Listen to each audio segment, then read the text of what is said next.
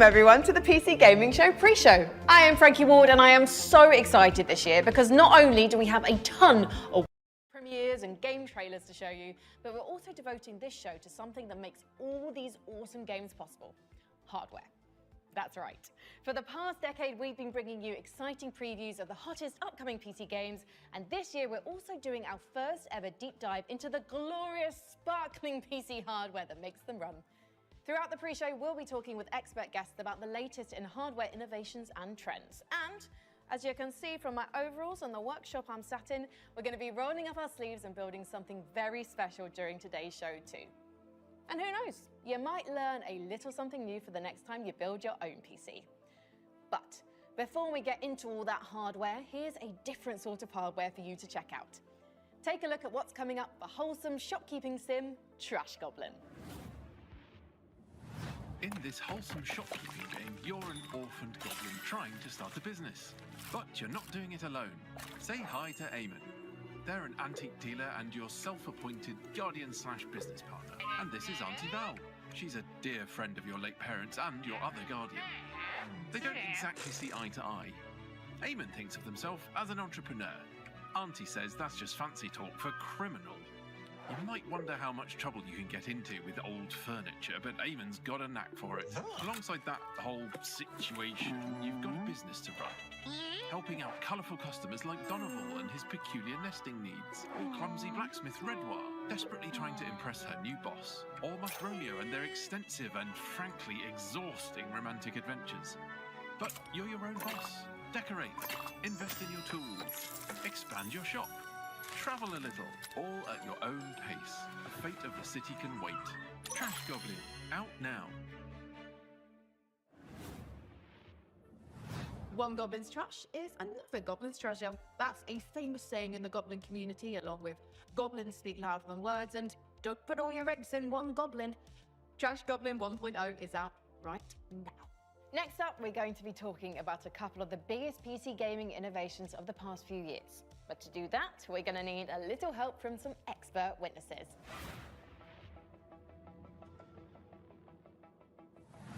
As a streamer and videographer, breakthrough technology like DLSS and FSR are absolutely essential items for my day-to-day. DLSS, FSR, and XESS, they're all doing similar things, which is kind of reducing load on your computer and still retaining some levels of image quality as super samplers. I think it's super exciting. Basically, it just gives you more performance, seemingly for free. Being able to push my setup to its limits whilst also maintaining high frame rates and overall visual quality while streaming allows me to continue to being my best without having to sacrifice performance.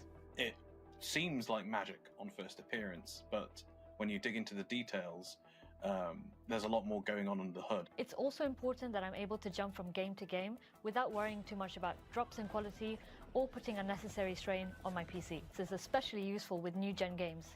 Whether I'm looking to dodge my opponent's crushing blow in Clear Obscure or plowing through the hordes in Doom Eternal, it's reassuring to know that I've got the hardware side of things covered. With new-gen games coming out, like a Monster Hunter Wilds, they had support for frame generation, which is a part of DLSS.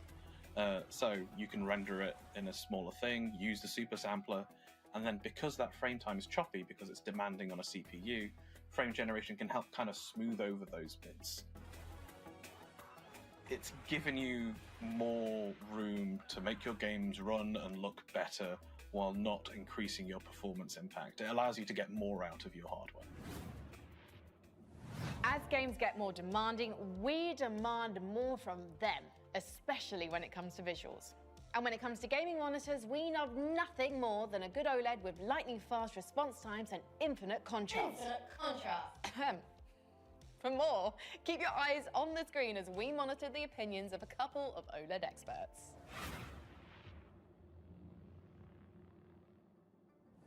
OLED really does feel like a quantum leap forward in terms of the image quality you can expect from a really high-end monitor. And that's not to say they don't have caveats, but they are essentially the thing to aim for now. If you're building a high-end rig and you're thinking about what monitors to get next, really, if you're prepared to spend a fair bit of cash, and a lot of gamers are, you're looking at OLED monitors. From pixel response time, color range and latency, refresh rates, depth, getting proper blacks, they are simply objectively better, and you'll notice a huge step up if you upgrade to one from a sort of more traditional VA or TN or IPS panel. And they're getting faster and faster as well, which makes them a good shout for competitive gaming, or really any sort of gaming at this point. The big blockbusters that have enormous graphical fidelity targets and the sort of ambitions like Cyberpunk 2077 and Ghost of Tsushima, they don't look any better than when they're on an OLED screen. But it goes for even murkier games like the Resident Evil series, Dead Space Remake. The HDR benefits you can get from an OLED monitor on those games can be exquisite. I'm into my mil sims, so Grey Zone Warfare as well, which is a stunning Unreal Engine 5 looking game, but it also requires some good Twitch reactions. Anything where I really need that quick Twitch response, OLED tends to be better at it, as well as looking the best at the same time. But if you're looking for best of the best, OLED's where it's at. That is some great info on OLED monitors. You know what monitor I'm using the most these days? A baby monitor. Because I'm a mum. Nope. Nothing? Wow, tough crowd. How about this one? What did the monitor say when it got knocked onto the floor? Ow, that hurts. Okay, what else is in the news? Folks, you notice how Jack Black is in every single video game thing these days? I started up an old save game of The Sims 2 last week, and I am not making this up. Jack Black was in the game wetting his pants in the Goff family kitchen. And when did every game in the world decide it needed 10 minutes to compile shaders before I can play it? Did I miss a meeting? If I wanted to spend my time watching a number quickly decreasing on a screen, I'd just log into my banking app. Am I right? Hi, I'm Frankie Dubs. That is my time. Good night. Please press F to pay respects to your servers and give it up for your next act, a colony management sim where it's all about cats versus mice. Here's a Whiskerwood.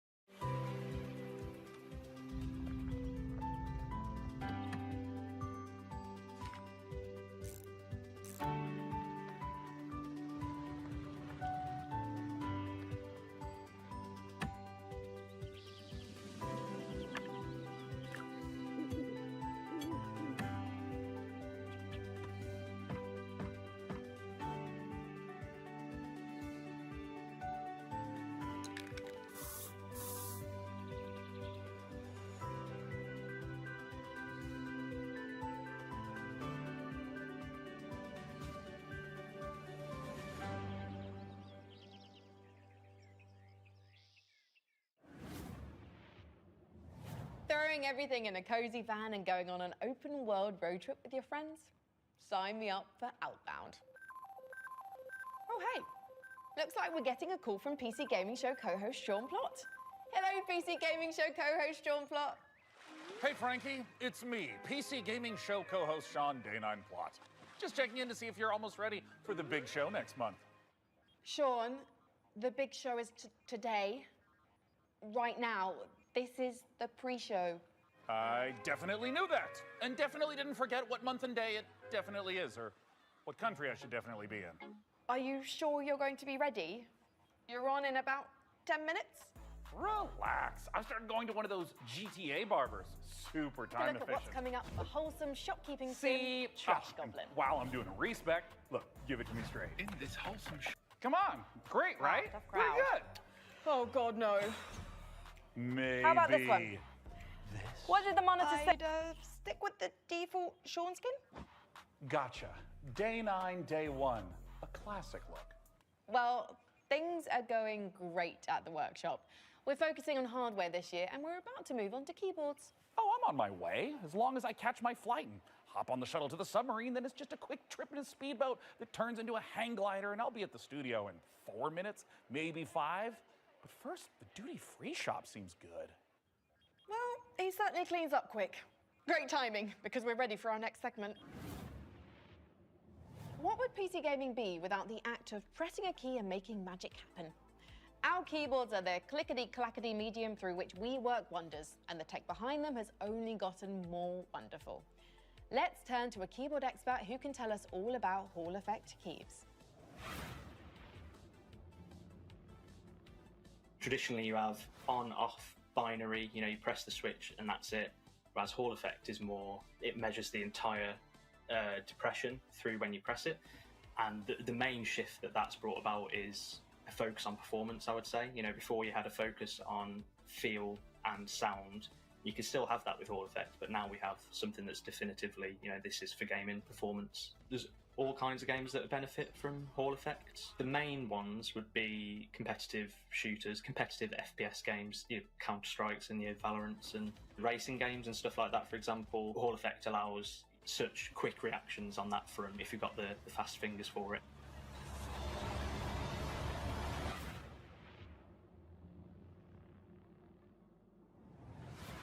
Building your own PC for the first time, or even the 10th time, can be a little intimidating, but we're always here to help.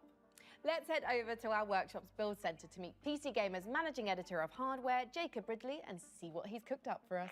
Hello, Jacob. Oh, hi, Frankie. Great timing. I'm almost done with that special build you requested. It took a lot of work, but I think you're going to be happy with it, especially the particle cannons and plasma railgun. What? I'm here about a custom PC build. Are you sure? Let me check the work order. Jacob, please build me an awesome custom PC by June 8th.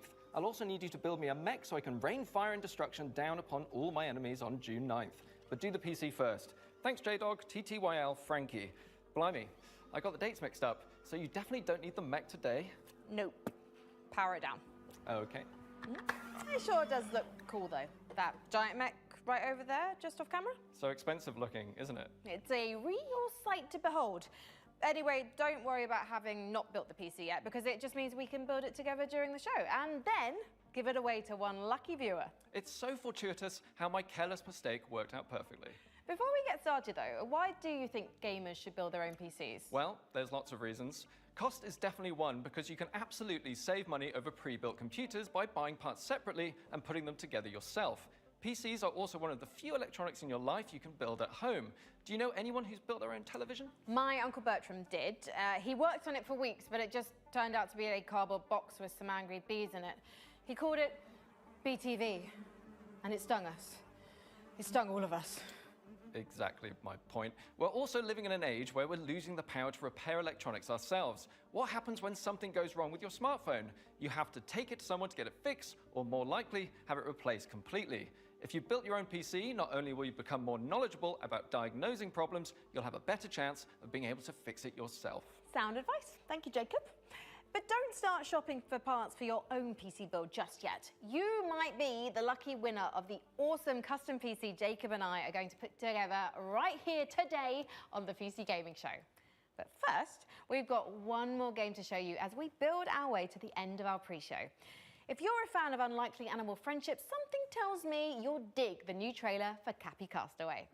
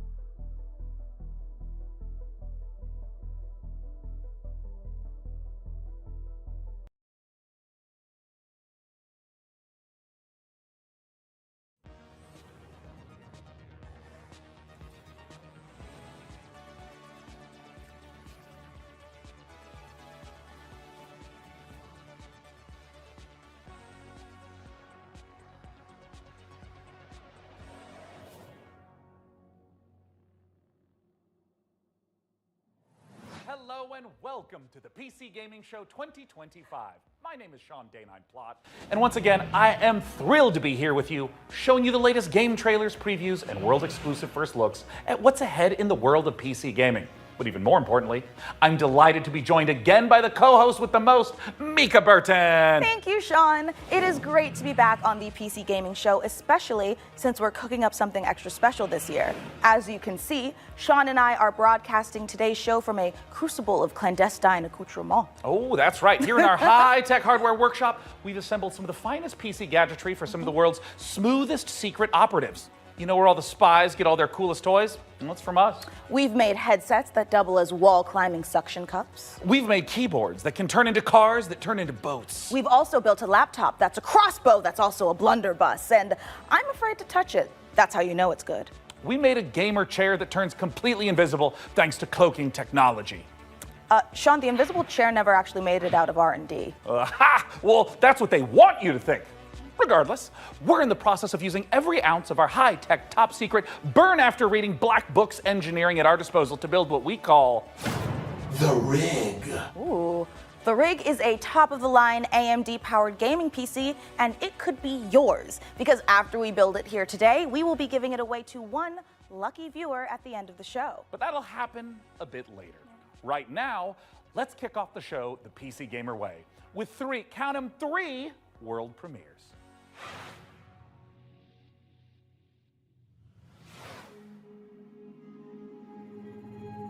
Dahlia, I know you're nervous about going home, but you're going to be fine. We don't know the state of the crisis.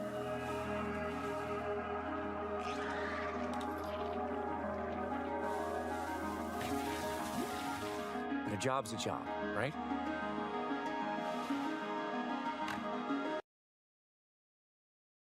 Get in, get out. Don't get sucked back in.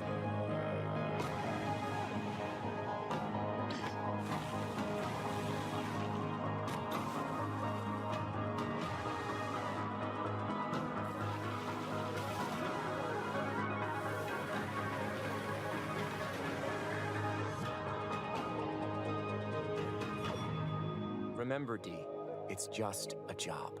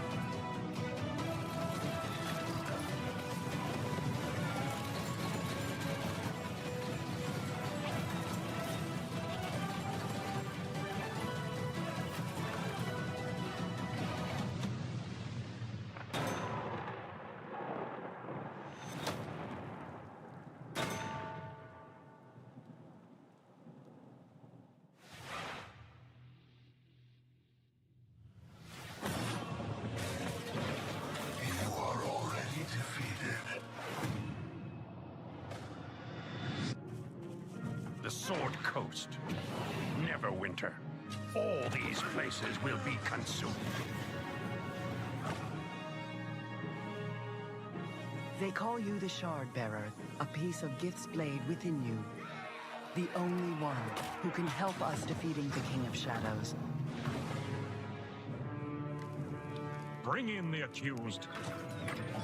Did you really think you could keep such relics of my people?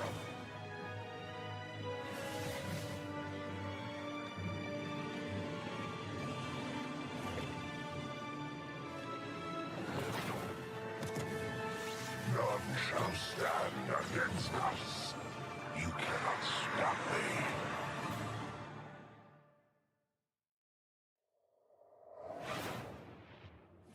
Obsidian's 2006 classic RPG, but it's all new and shiny again. Honestly, I'm calling in sick the day it launches. Ooh, me too. I think my excuse will be food poisoning. I was gonna go with regular poisoning. Interesting. Go on. Well, I already have so many sworn enemies and even more unlabeled bottles in my kitchen, so it's entirely believable. You know what? You do you, my guy. In the meantime, let's check in with Frankie and Jacob about the rig. Thanks, Mika. I'm here with PC Gamer's managing editor of hardware, Jacob Ridley, and during today's show, we're going to be building an awesome custom PC. Even better, everyone watching will have a chance to win it for themselves. This PC will be a gaming powerhouse with an AMD Ryzen 9 9950 X3D, a Gigabyte Radeon RX 9070 XT, plus 32 gigabytes of Corsair Dominator Titanium DDR5 RAM. We're also throwing in a Corsair K70 Pro keyboard, Asus ROG Swift OLED monitor, and a Corsair Nightsword RGB mouse, all handpicked by Jacob. We didn't forget a thing. We're even including a mouse pad. That's where your mouse lives, sleeps, and entertains other mice. Let's get to work. Hey there, PC Gaming Show. Check out this next trailer. It's fabulous. Fresh tracks, or I will get you. How do you stop that which never ends? In the endless, no two journeys unfold the same way. Come, remain by the fire, and hear the tale of Norwind's greatest champion.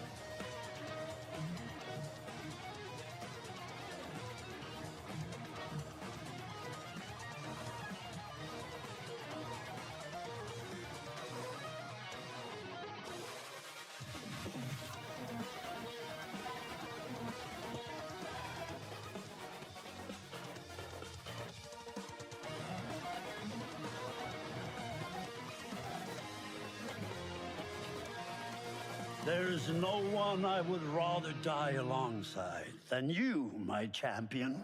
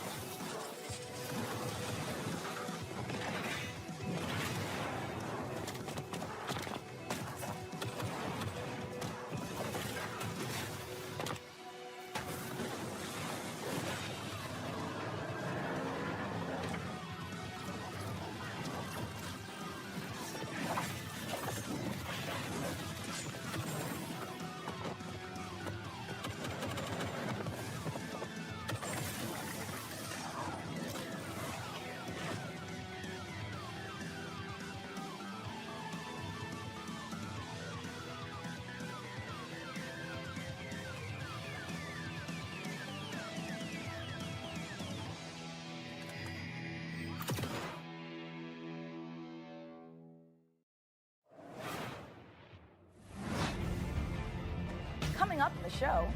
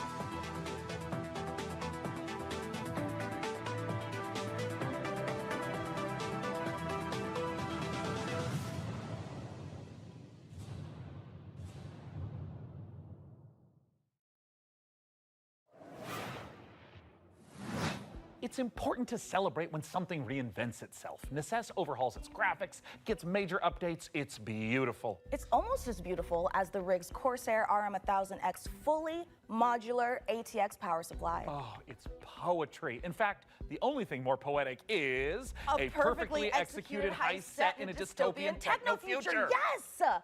When we heard the makers of Payday and GTFO had a new co-op heist FPS in the works, you know we had to find out more. So we infiltrated 10 chambers and interrogated the makers of Den of Wolves. Here's all the info we dredged from their genius minds.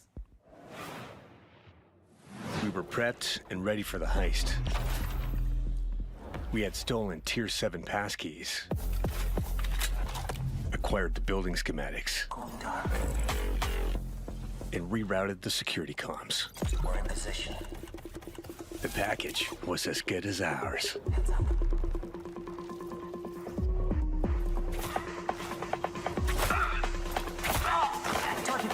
Every variable accounted for, but we fucked it up anyway.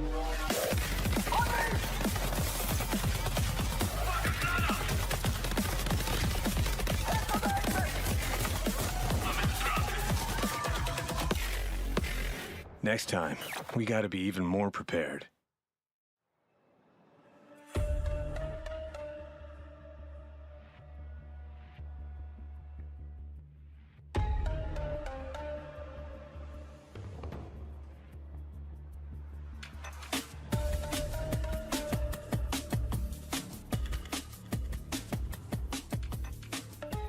Den of Wolves is a first-person shooter, four-player co-op heist game taking place in the future. We focus a lot on player agency, story, and keeping the player on their toes with some interesting elements that take you out of the brick-and-mortar world of Midway City, where the game takes place. It's a power fantasy, even though there's obviously tension as well with like stealth segments and stuff. But the identity of Den of Wolves primarily is balls to the wall. Den of Wolves is stepping back into our Payday roots. The big difference is, of course, the sci-fi area, where we can play around a lot with design.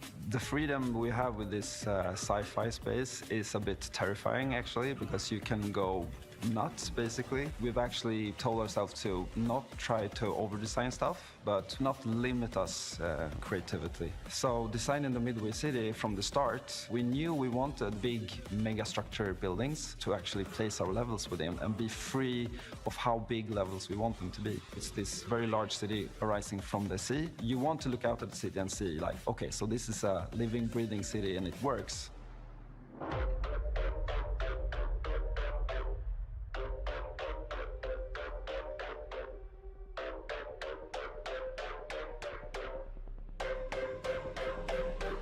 Coming back to the heist genre is sort of a, I don't know, after Payday 2, I felt like I had so much more things to do in my head, like what I wanted that game to be. A contemporary setting limits you in so many ways. Everything you do to enhance the game breaks the theme.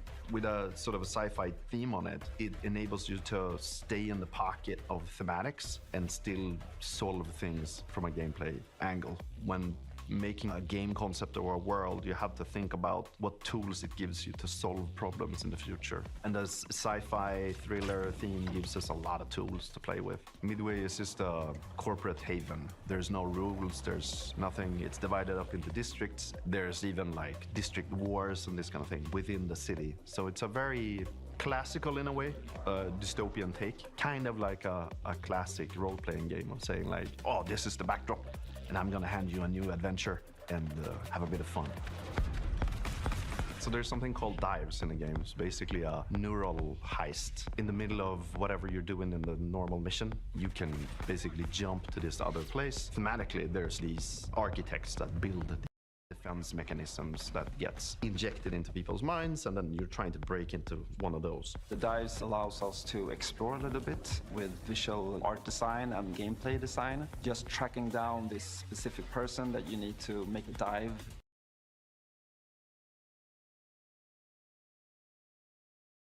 empty area, or it can be a very high-end luxury apartment of some sort. The dives provide change of pace and change of intensity in the gameplay and change of scenery, and it could be a nightmarish sort of abstract thing. Imagine trying to navigate a forest or something like this. But it could also be a Japanese temple or fortress in the Swiss Alps. We could just mix a lot of different stuff together because it's this very abstract place. And also with gameplay, we could go from a shooter to a platformer to a horror theme. Or we can have sort of parkour experimentation where you can run on walls. We make the rules for what the dives are and what they can be.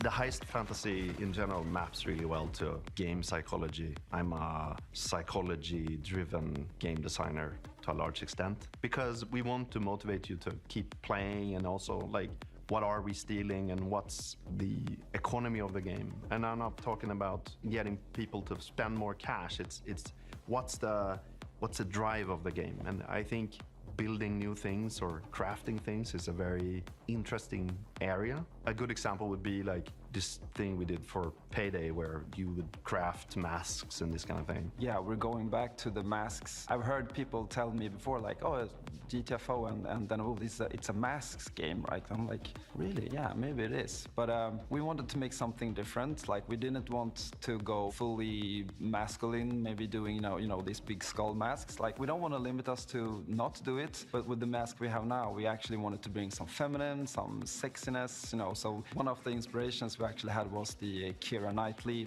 pout that she has. And there's also like these Japanese theater demon masks with Hannibal Lecter type of style. So as in the dives, you know, we could basically make anything. The masks are this expression to allow them to expand the world inside of themselves. So finding designs where they don't really know where to put it, in what categories, we try to hit kind of a sweet spot there. This is gonna be a high-paced, intense, and a very fun, collaborative game. Playing together with friends is a beautiful thing, right? Especially when we have these situations where shit hits the fan, we panic together and try to solve it. So if you put 4 people in a room and they play it, and you start to hear the voices go up, and they start to be loud in the room, then you know, like, yeah, it's something, you know? If you want to find out more about Den of Wolves, head to our Steam page and make sure to wishlist now.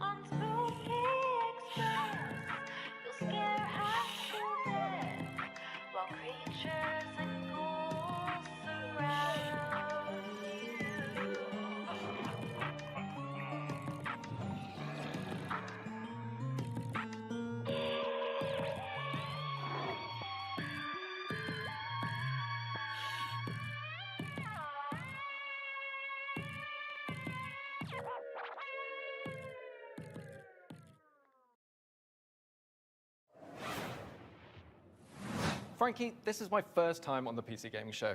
Any advice? It's not that hard. Just show up on time, learn your lines, and don't cross me. Don't you ever cross me, Ridley. I will destroy you. Also, tea with honey is great for a scratchy throat after a long day on set. Okay. Want to rehearse the next scene? It's that silly one where I'm trying to detangle a bunch of headphone cables and you learn the folly of crossing Frankie Ward. I have powerful friends and a long reach. Or you could tell us about the next part you're going to install. Yep, let's do that, please. Right, the X870E Aorus Master has a few special features to make PC building easier. My favorite is this tool-free SSD slot. Press a button and the heatsink comes away. Then push down on the latch to install your SSD. No screw required, which means no more crawling on the floor looking for said screw when you inevitably drop it.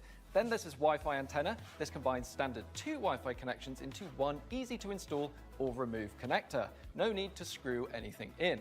Lastly, if you want to disconnect your GPU, hit the button in the corner and pull it out. Job done. Welcome to Evil Empire, where we've been working on the Rogue Prince of Persia's early access for over a year now, pushing the game way further than we ever imagined. I mean, just look at me playing. I'm happy, the team is happy, and our boss is happy. And the players, well, they seem happy too. Our 1.0 launch is fast approaching, so here's where we're at.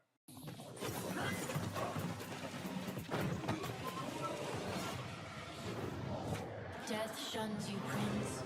Use this gift and right your wrongs.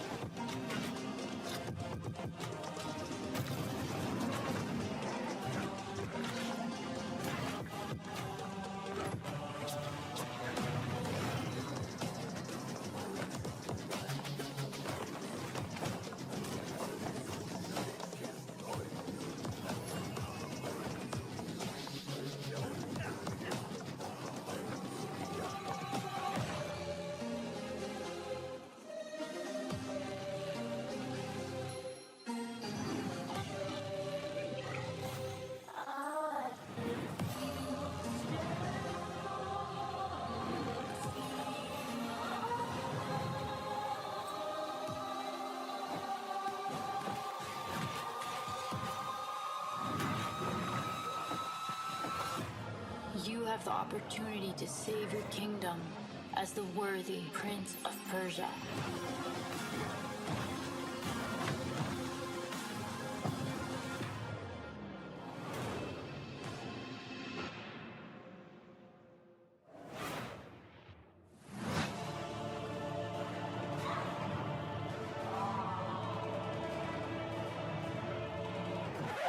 Yep, that's me. You're probably wondering how I ended up in this situation. We were the conductors of the train, tirelessly serving our passengers with kindness and respect. Excuse me, this is a conductor-only residence. Please back away from the door. Hey, what's up? Yes, get motherfucking ready! Listen up, scumbags.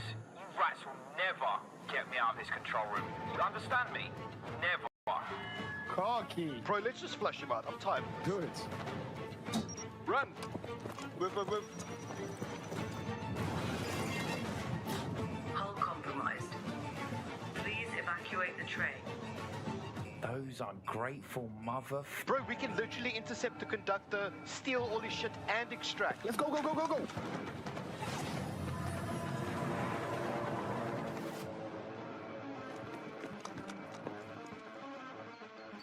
I'll take right, you take left. Say go. Go. There. We got everyone. Engine fall in 10, 9, 8. Carabao, we gotta move. 6, 5, 4, 3, 2, 1.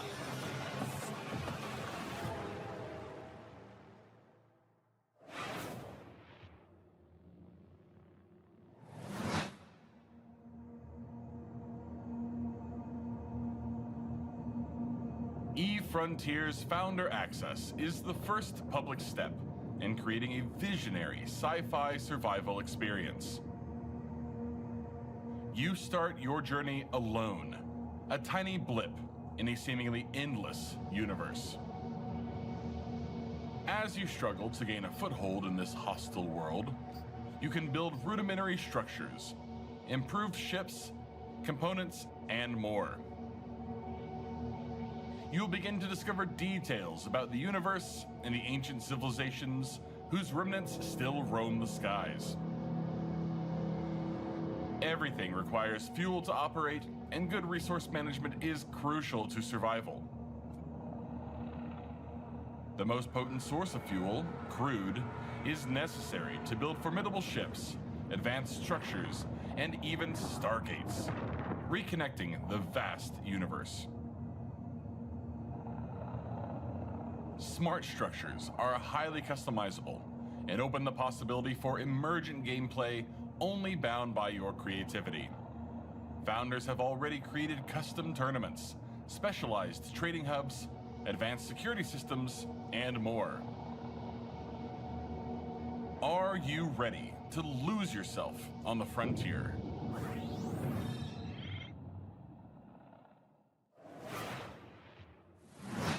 Wow, I knew space was dark, but that was dark. CCP really knows how to make the destruction of the universe look kind of beautiful. I'm honestly looking forward to being ambushed in the depths of space in EVE Frontier. But if you're like me and the thought of being caught off guard is a no-no, just head over to the PC Gaming Show Steam page and you'll find every single game we're showing today in one convenient spot ready to be wishlisted. So no scary surprises. Absolutely. And now here's a look at some of the great games from puzzle publisher Astrological.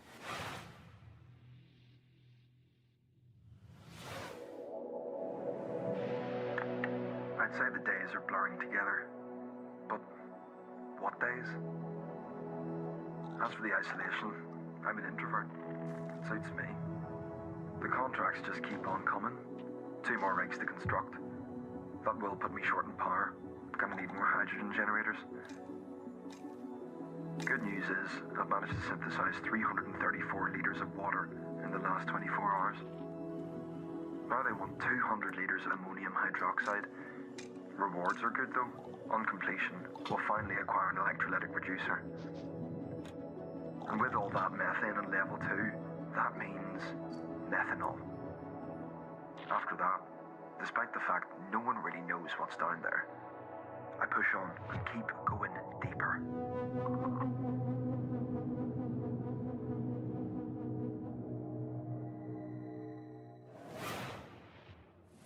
Welcome to Matsuzawa Manufacturing Factory Number 1.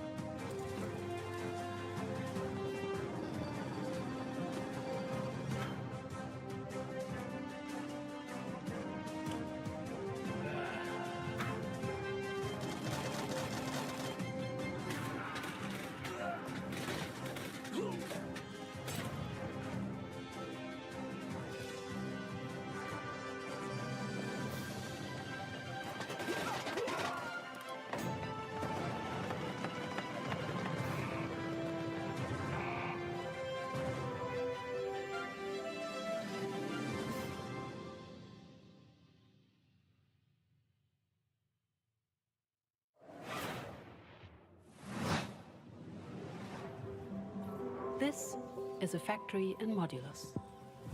Here, we're producing blue cores. Let's see how we got here. This facility was built out of these 3 modules, which were joined, stamped, and dyed with pigment produced here in our blue pigment refinery, which was constructed from these modules, made by combining these modules, cut from cubes, which were melted from polyrock, extracted here.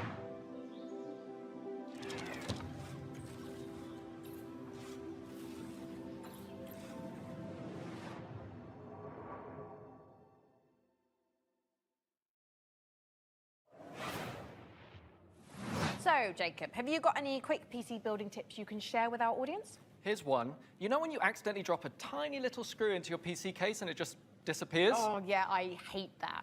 Do you have some cool hack for quickly finding it? Nope. My tip is that screw is gone forever and you should pretend it never existed. Forget I asked about tips. What can you tell me about the Radeon RX 9070 XT you're installing? The Radeon RX 9070 XT is a hot ticket item right now, and for good reason. This is AMD's graphics division putting its best foot forward with an RDNA 4 chip that can go toe-to-toe with NVIDIA's GeForce RTX 5070 Ti. If you're worried about running out of VRAM, don't be. This comes with 16 gigabytes of GDDR6. That's plenty for gaming at 4K. Plus it supports FSR 4, the latest version of AMD's upscaling technology, to help your frame rate. But what I like about it most is how easy it is to undervolt. This lets you run it with less power and still get top performance.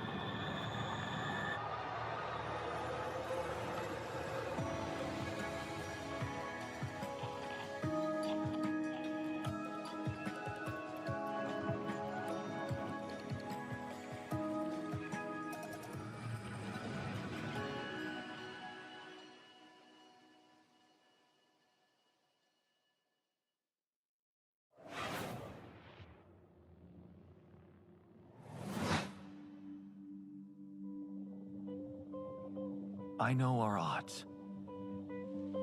Maybe it's time to consider the easy way out. Give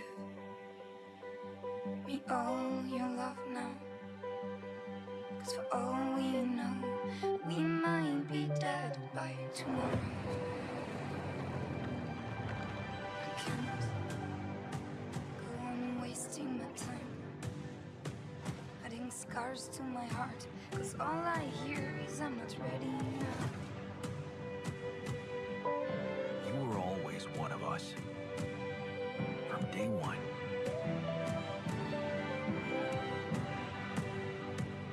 What if deciding, making choices was never anything more than just an illusion? What's in your heart? But if you're not ready, You're still making it about yourself. Just look at us. Have you been ready?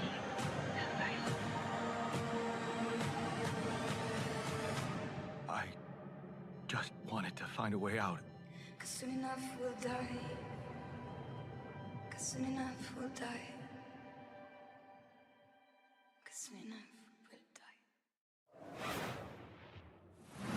This is Pathfinder, Abomination Vaults. A hack-and-slash dungeon crawl where up to 4 players battle through a single massive labyrinth filled to the brim with monsters, treasure, and secrets. Customize each hero between 3 paths, inspired by 2nd edition Pathfinder. Or mix and match to craft the perfect hybrid. Whether adventuring solo or with friends, switch between the party's heroes on the fly to unleash almighty combo attacks to annihilate the forces of darkness. Deep below the surface, the dark sorceress Belcora Haruvex gathers her power. Are you foolhardy enough to delve into the shadowy depths of the Abomination Vaults?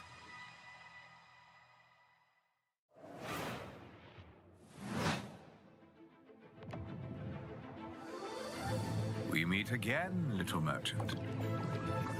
Still taking up the challenge of a double life.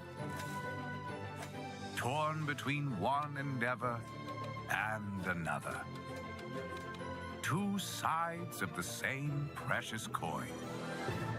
In one life, you brave dangers, while in the other, you put your skills and hustle to the test.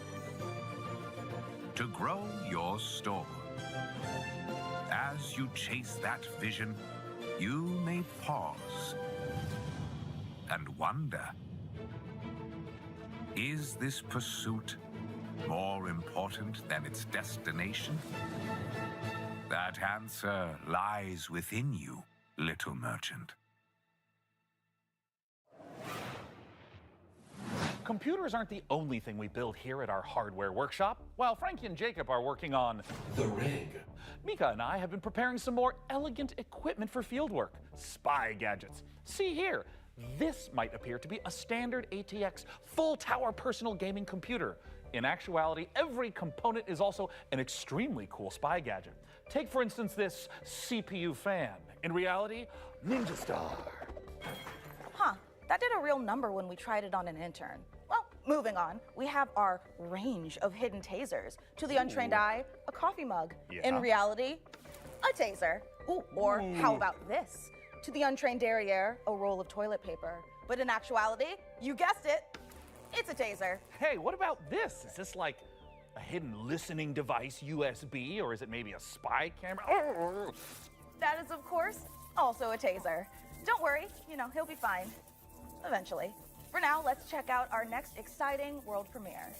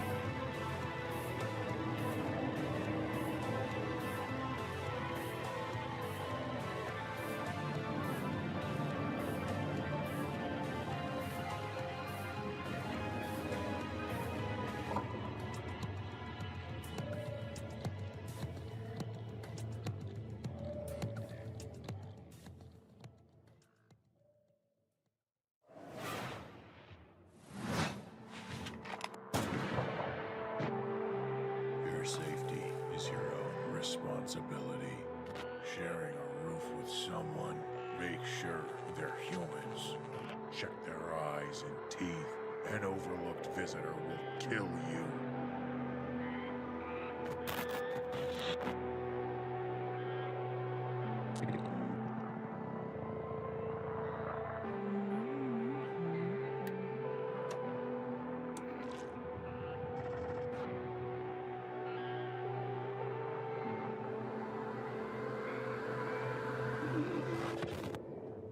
You will never know who knocked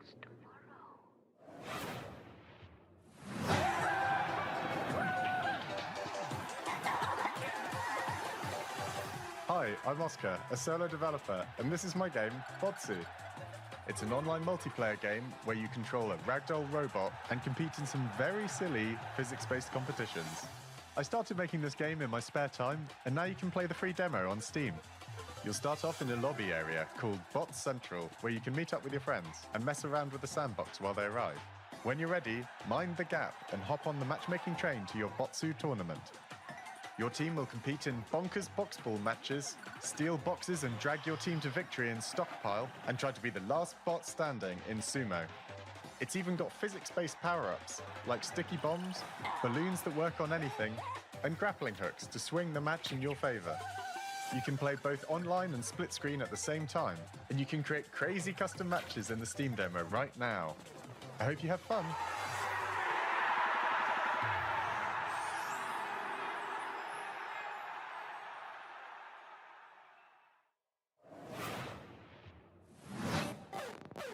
Spotlight, hot nights, glow red at the stoplight.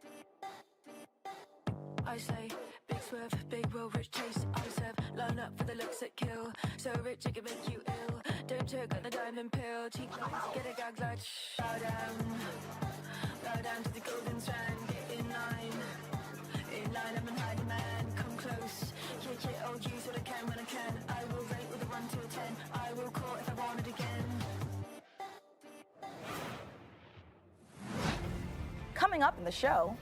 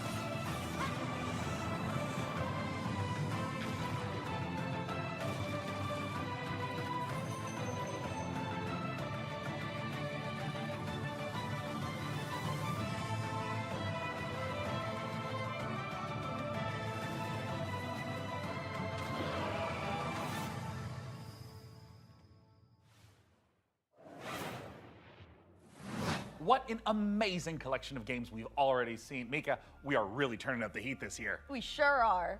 Mika, what is that? Oh, it's thermal paste. Oh, wait, let me guess. It doubles as like a plastic explosive, or maybe it's a potent tranquilizing gas, or is that just like another taser? No, it's literally just thermal paste. You know, it transfers the heat from your CPU to your heat sinks to avoid overheating. Oh. Plus, it is an amazing cookie filler. It's like forbidden icing. Mika, you can't eat thermal paste. Of course you can, especially not with milk. Okay, let's check in on that build again. Can we put it in the computer? Absolutely not, but I'm certainly going to try. Before we get ahead of ourselves, what kind of CPU is this puppy working with? It's with no small amount of envy that I say this. We're equipping the rig with an AMD Ryzen 9 9950 X3D processor. Put simply, this is the fastest 16-core consumer CPU money can buy. It combines the best parts of every processor ever made. The power of a 16-core monster for tough jobs, check. The gaming chops of second-gen AMD 3D V-Cache tech, check. this beast can work as hard as it plays, and it plays in a completely different league. It's the best processor in the world for gamers and creators, for gaming and for everything else. It's a beauty. If I wasn't putting it in the rig, I'd be tempted to walk out of here with it myself. Phenomenal. Peak PC gaming, courtesy of PC Gamer and AMD. Indeed. So, Plasma Globe? Plasma Globe. Looks like things are coming along perfectly with the rig. Which is perfect because right now we've got another exciting world premiere to show you from our friends at Fail Better Games.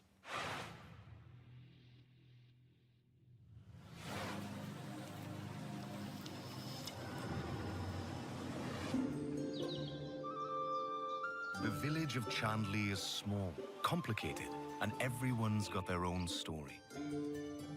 For 100 years, the practice of horticulture has been under a curse, making even the simplest act of cultivation unpredictable.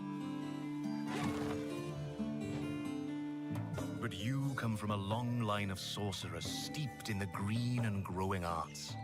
Your family's old lodge has been empty for a long time, so don't expect airs and graces.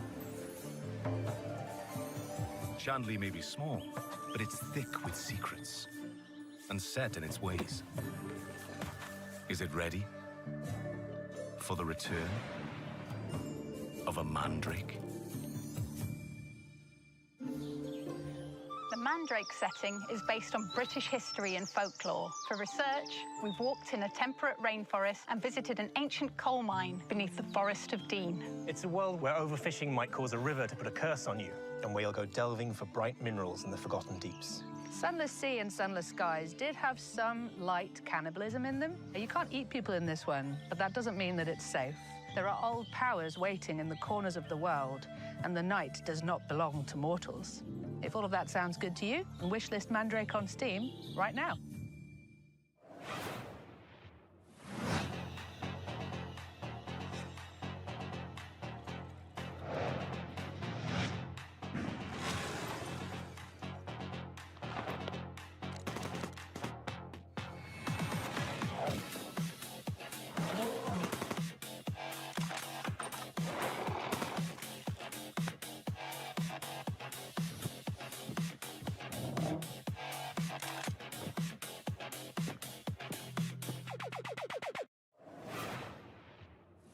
A week in the life of a demon school student in under a minute. Starting now.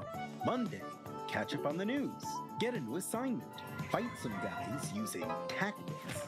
Check your diary. Tuesday, investigate a spooky classroom. Gain a rival. Fight some more guys. Find a dog. Wednesday, romance your friends. Kick an egg.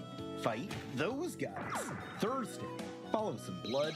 Track down a missing sandwich, pull a new friend out of nowhere. There's guys, you fight them. Friday, find a cursed dog. Learn a terrible secret. Fight a really big guy. The weekend, sing karaoke, race beetles, rent some tapes, and generally just relax. That's 1 week down, many to go. Wishlist Demon School, an RPG with tactical battles right now.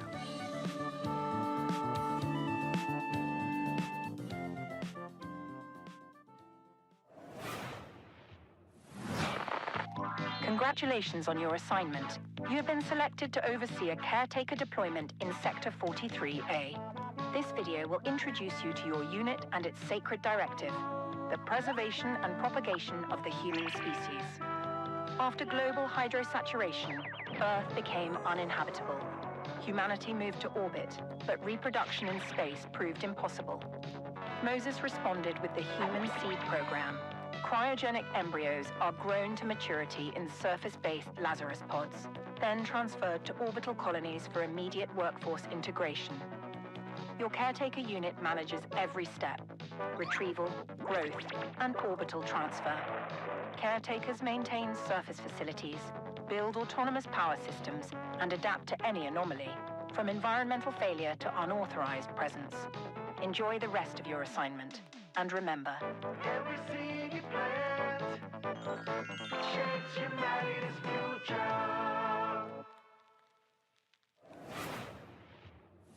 You're the only one who can safeguard the future of humanity in The Last Caretaker. So, you know, no pressure or anything. Hey, Sean, what was that? I am so sorry. I may have eaten a light snack that just didn't really agree with me. Wait a second, did you get into my thermal paste stash again? I prefer the term computer hummus. No, that's definitely a train, which means we are right on track for our next world premiere. Sean, no! Put it down.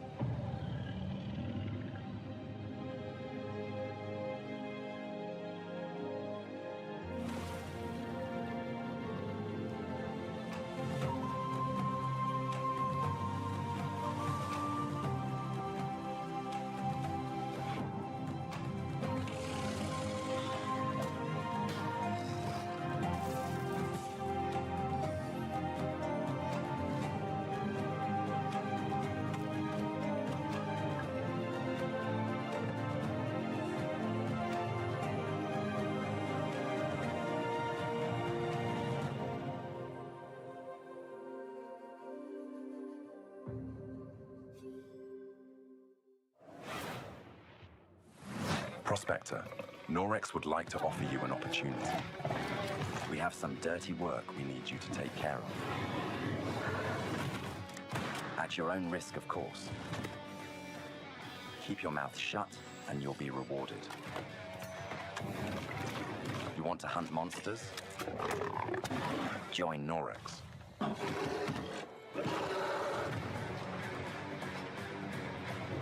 And don't ask questions.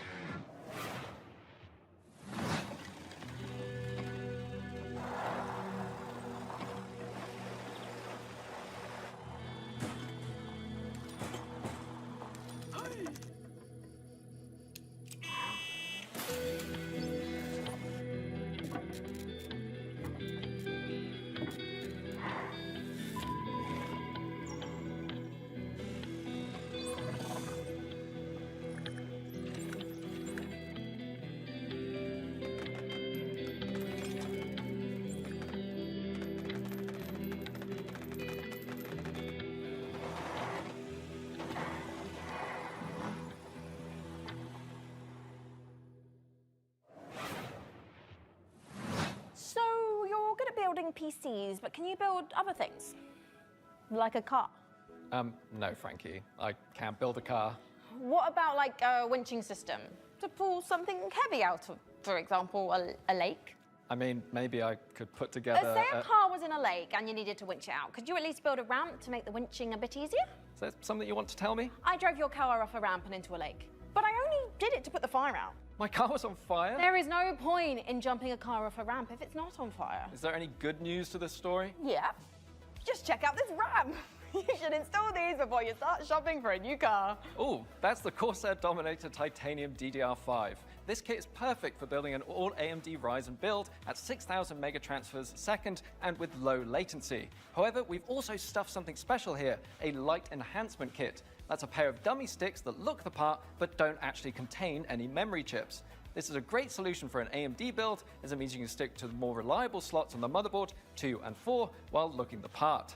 It also pairs nicely with our Haven 420 case, which offers thermal optimization through its central GPU airflow that sits within a dual-chamber design. That sounds like the perfect hardware combo for anyone looking to frag draw cards, explore endless dungeons, or simply stream with friends. But while you're out there updating your part picker list, why not check out this exciting upcoming game?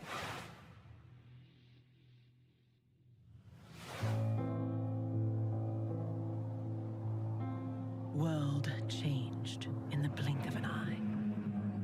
The outpost where we hoped to find salvation has stopped responding. We found it abandoned, all in ruins. Now we have to find out what happened and rebuild what's left.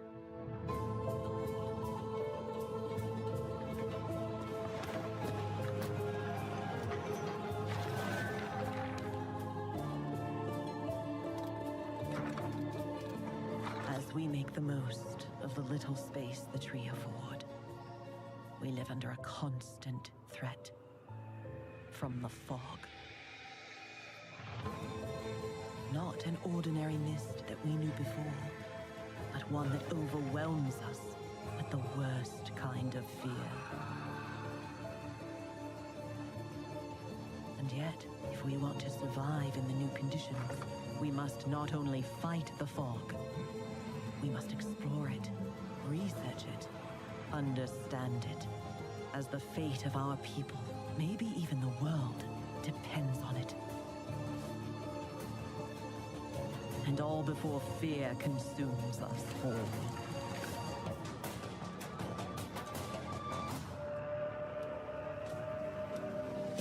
The tree provides. The tree protects. The tree prevails.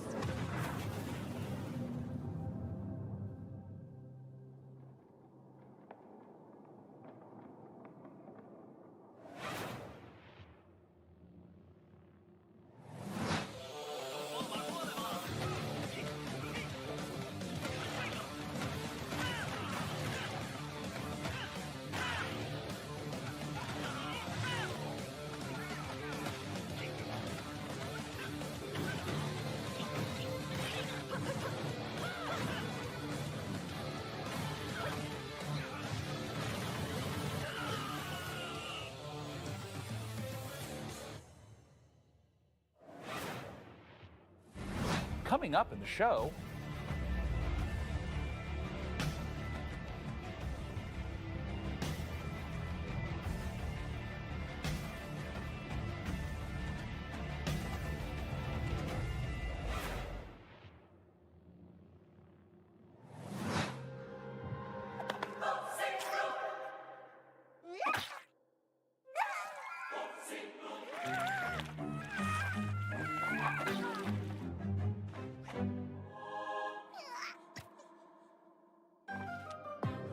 Your cult is waiting for prophets to lead them. Convert the feeble-minded. Learn the occult. Spread the mighty one's influence. Find power in the god of your choice to bring the unseen depths to the mortal world. Now go. Vanquish the opposition. Burn the non-believers. Indoctrinate the uncivilized. And survive the horrors. Grow in power and strength. Unlock new unholy sorceries to overcome the mightiest of enemies. Do you have what it takes to worship the Eldritch?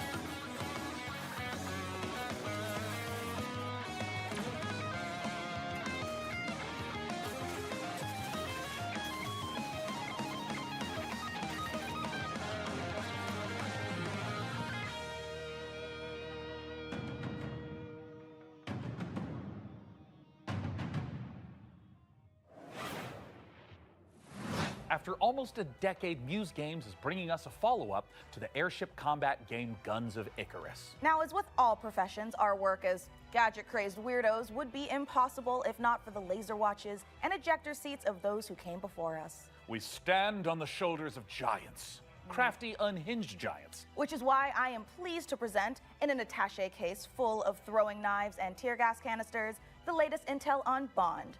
James Bond. So we sent our secret agents to see what's happening at IO Interactive.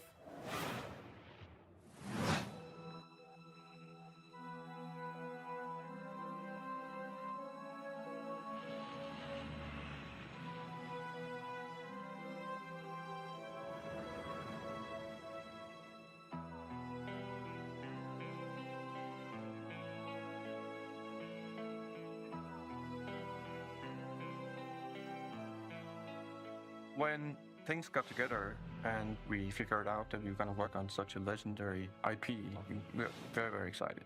It's a huge opportunity, and also the fact that it hasn't been a game for 14 years just adds to the excitement of a comeback of this game in gaming. The colleagues that we have here are phenomenal, and I think taking all of their experience from the sort of agent fantasy that they've been building for all these years and applying it to the Bond franchise has been incredible to see and to be a part of. We're making a standalone James Bond game, but there are characters and locations that I think are going to make the fans of the novels and the fans of the movies and the cinematic history really smile. In any kind of IP where there's some known aspects of the character, you can initially view these as constraints, but really they're strengths because we get to work with all these amazing partners.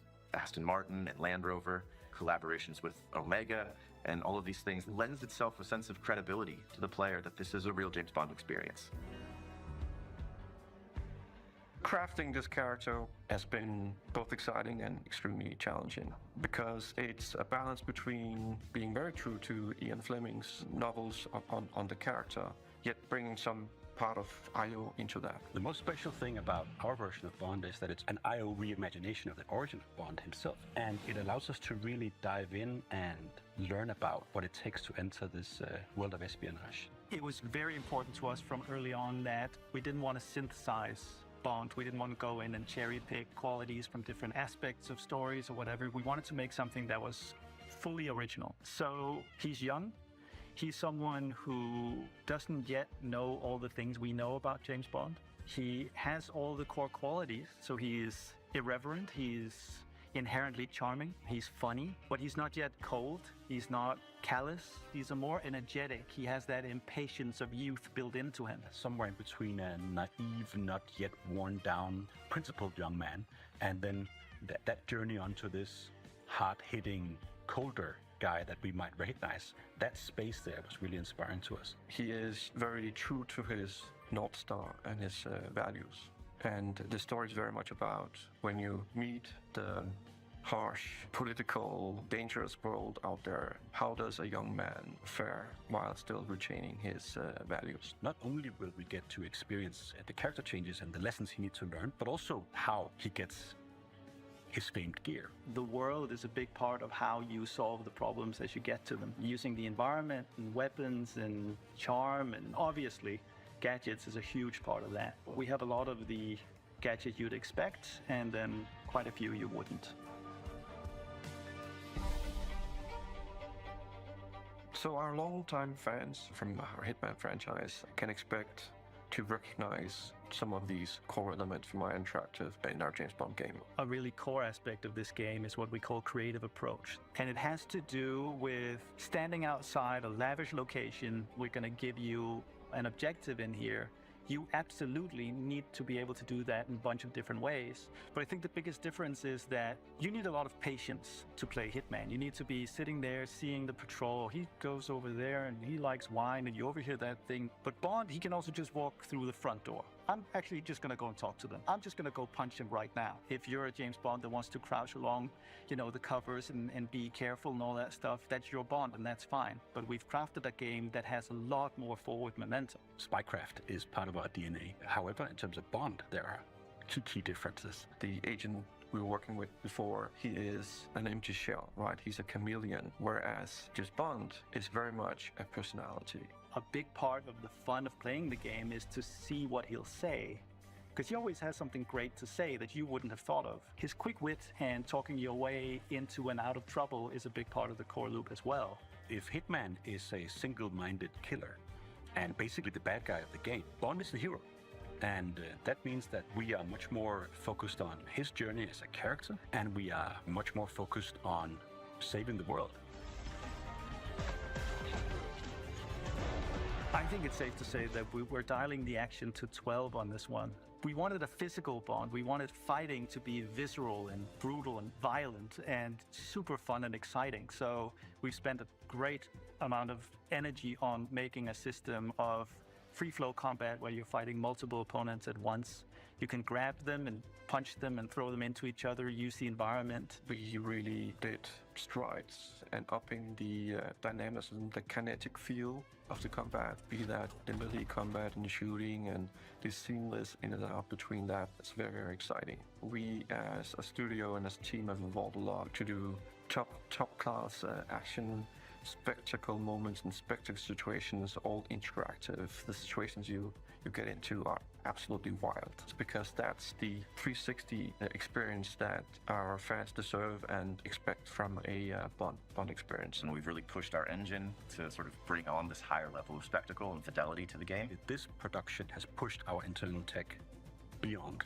Like miles ahead of what we were able to do before. Depicting these beautiful different cities and locations, exotic types of vehicles, not just normal vehicles. So take everything we know, but also evolving with technology to deliver an experience that is more advanced than we've ever done before.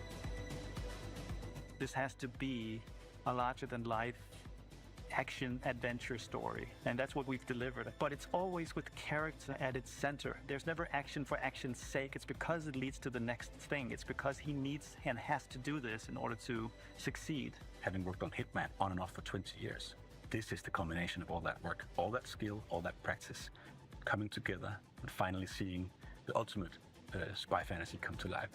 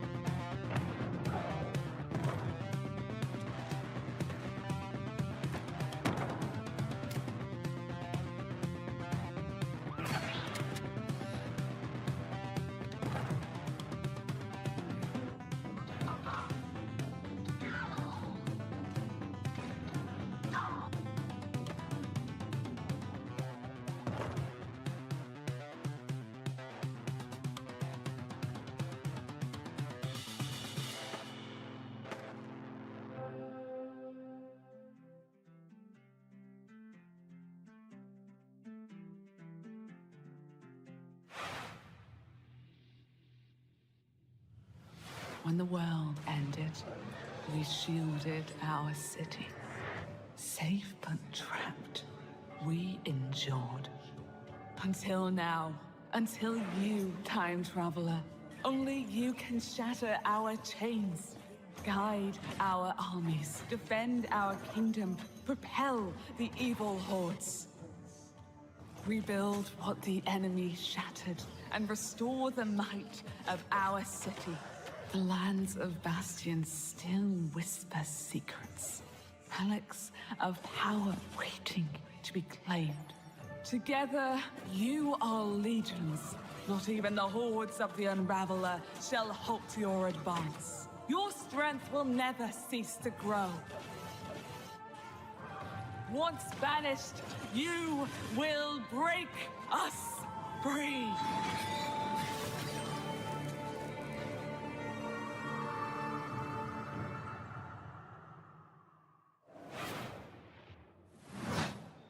If it feels like something's been implanted at the base of your skull, that's because there has.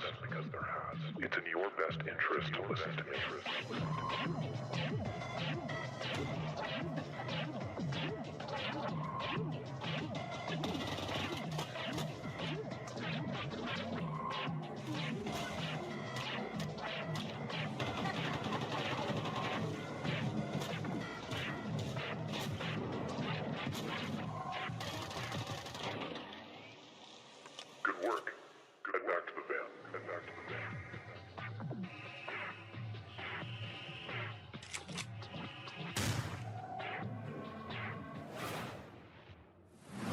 you can see, we are running a fine-tuned engine of gaming goodness.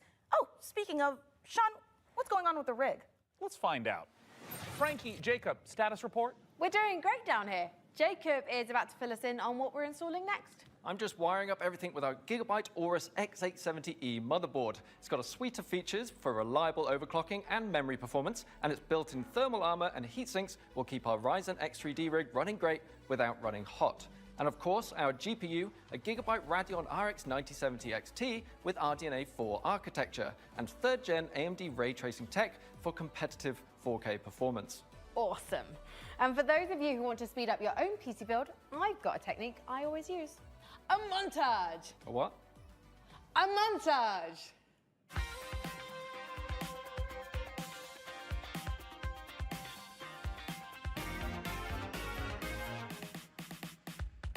Oh, a montage. Right. Great idea, Frankie.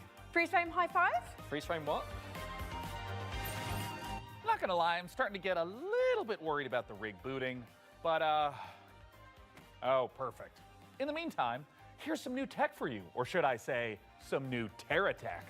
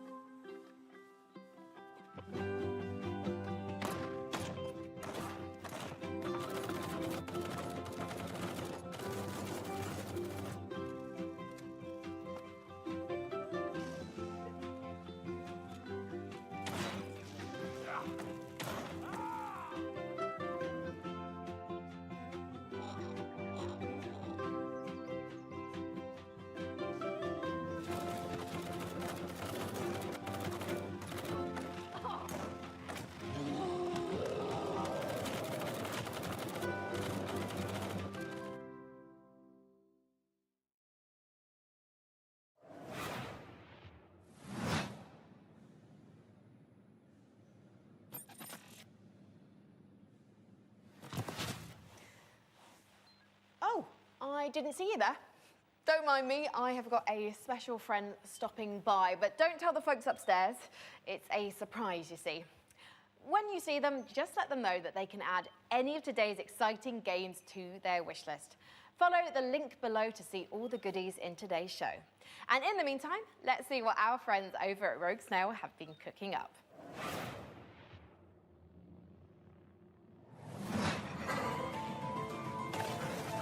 Meu Deus. Perdoe essa pobre coitada, que de joelhos rezou bocado, pedindo pra chuva cair sem parar.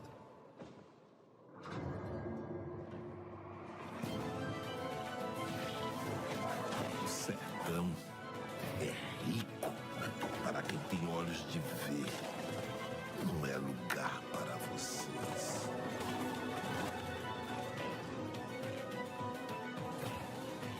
Uma pessoa pode lavrar um chão que nem mesmo cactos consegue brotar. Todos precisam saber sobre o que de fato aconteceu em Canudos. Eles moveram mundos para acabar com o nosso lar. Perdemos, mas resistimos, como Mandacaru no meio da grande seca.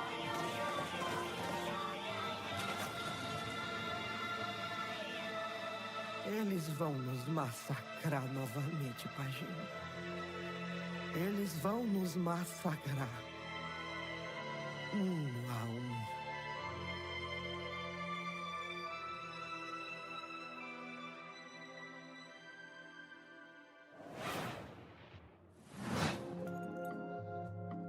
First, aggravated vandalism. Then theft. And worst of all, you've tried to flee.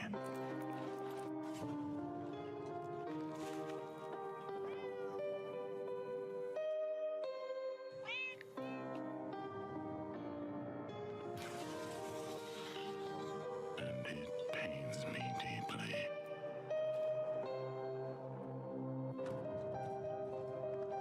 But a lamb that's always lost.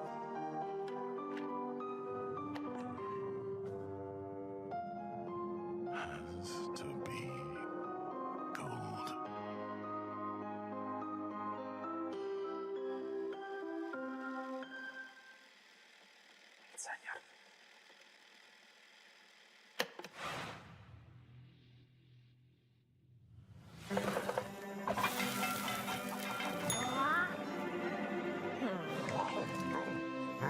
Chef, opening your own restaurant may feel like a fairy tale, but it's trickier than it looks. Customers curse you. The hordes line up at the door. Elder gods are summoned. All of this can really burn your biscuits. But you will be forged in the fires of the kitchen. Sharpen your knives and master the magic of food. For an ancient hunger has awoken.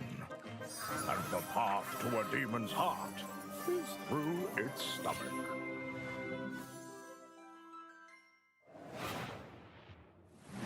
Hey, let's check in on how things are progressing with the rig. And make sure there aren't any saboteurs in the mix. Hey, Mika, how are the kids looking down there? Oh, it's not looking great. They're hooking up oh my God, they're hooking up the PC to a printer. No, printer, it's too dangerous. I told them the rig is way too valuable to be anywhere near a printer. I know. We have to stop them. No. It's too late because they're downloading a driver. Oh, wait. God, why? Maybe it's an okay. Jacob looks like he's laughing. Oh, no, he's sobbing. Oh, no. And now he's cursing God. yeah. Why, you maniacs? Why? Damn you, printers. Haven't you taken enough from us? Well, while our team does some troubleshooting, let's take back the post-apocalypse from hordes of mutants in co-op roguelite Guntouchables. If you're watching watching this tape, it means the world has ended. Welcome to Gun Touchables. It's not a game, it's a state of mind. It's about having such a cool gun, you're untouchable. That's why they call it Gun Touchables. Collect crates in the wasteland to help you kick more ass. But your enemies are getting upgraded too, and that's where things heat up. So get ready to blow stuff up, and smack stuff with a shovel, and shred stuff with a bone saw, and snipe stuff. Survival is about sticking together. It's about getting badass guns and even more badasser upgrades. It's about killing whatever this thing is. Because here in the apocalypse, you're up against a million maniacal mutants that want nothing more than to pound you into hamburger meat. There's only one way to survive, and that's to become Gun Touchable. Coming to early access on June 17th.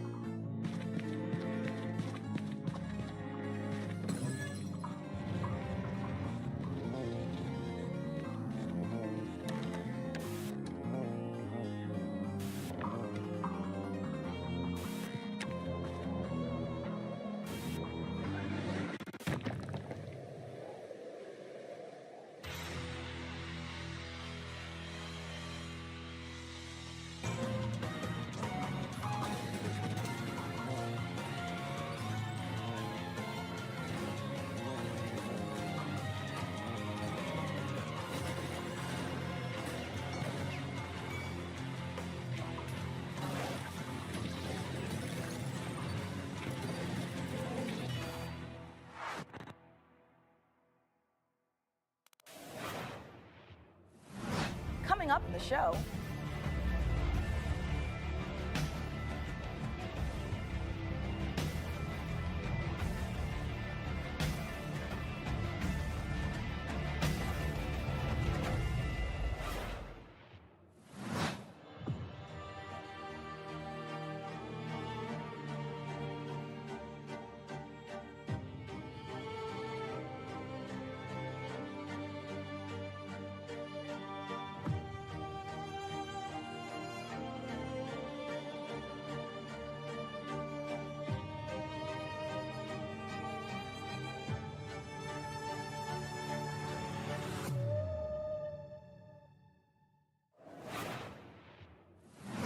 And this is the Superhero Dispatch Network. I hope you're ready for your first shift. Wait, we're doing this? Hey team, this is your dispatcher. Someone's robbing the museum. Watch and learn, Sonny. How do I mute you? We're taking bets on when you'll quit. Friday? Today's Friday. I know.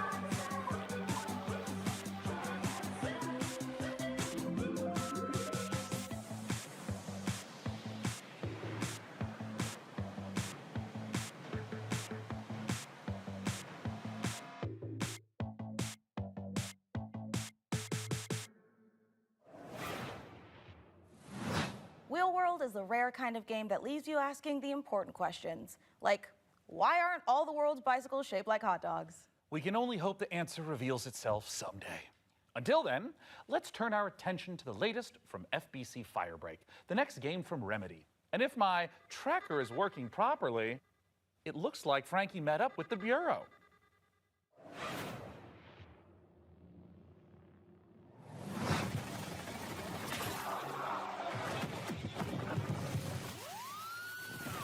been 6 years now since we've been locked in with the hiss. I don't care about your day job if you can hold a gun and use a tool. Firebreak needs you. I'll be frank with you, this ain't an easy shift. But at least you won't be alone. Your fellow Firebreakers will have your back.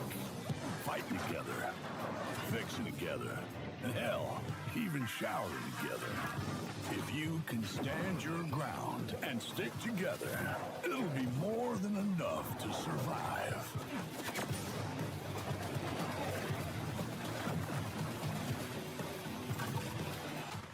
Corrupted item loose on site. On my way.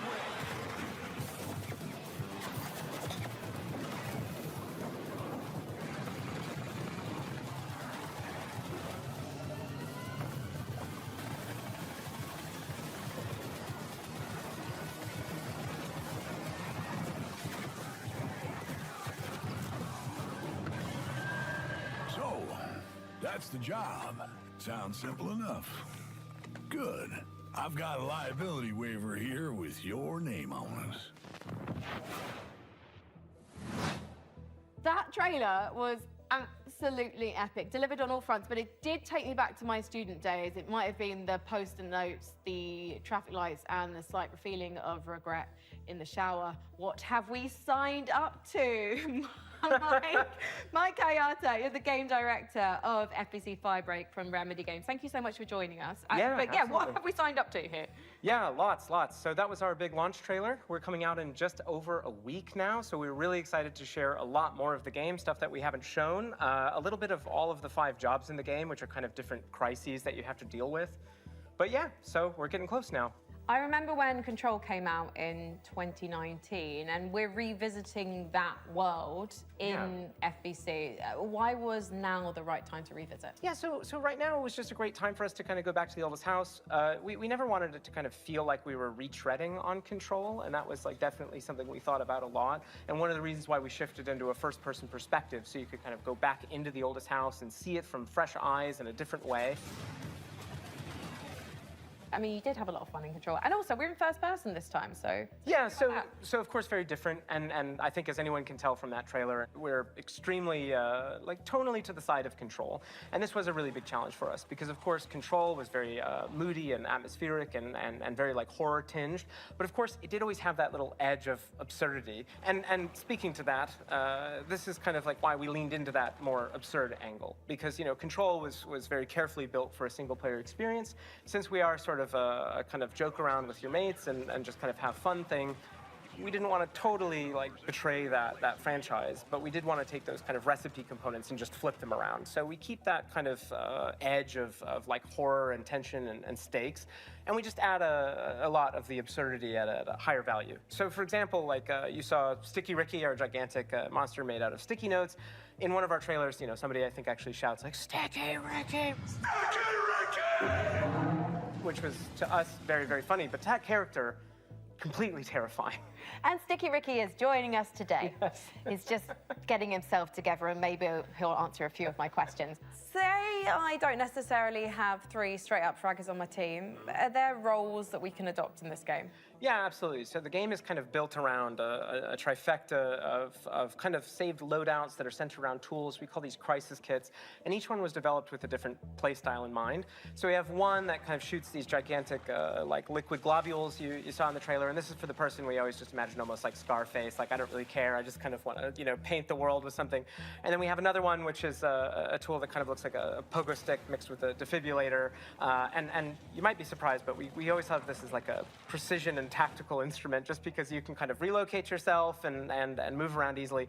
And then we have the last really complex tool, which is literally just a wrench. It's just a wrench. It's a gigantic piece of steel. So we made a lot of active decisions to try to get people right into the gameplay. So that's at the cost of some direct storytelling, but we haven't scrimped any on the world building and the big narrative and what it feels like to be inside of the oldest house. We do associate Remedy with these big narrative games, so much imagination, atmosphere, obviously Alan Wake, obviously Control. Sure. So this feels like a new departure for you guys moving into gameplay. So why? Yeah. And to be clear, it's fundamentally different. You shouldn't go into this game whatsoever expecting those type of experiences, which, by the way, I personally adore. I started Remedy as a massive fan of Remedy, so this isn't a pushback on that type of experience. But the thing is that we, as soon as we started making more than one game at the same time, we just wanted to say, hey, is there a way to kind of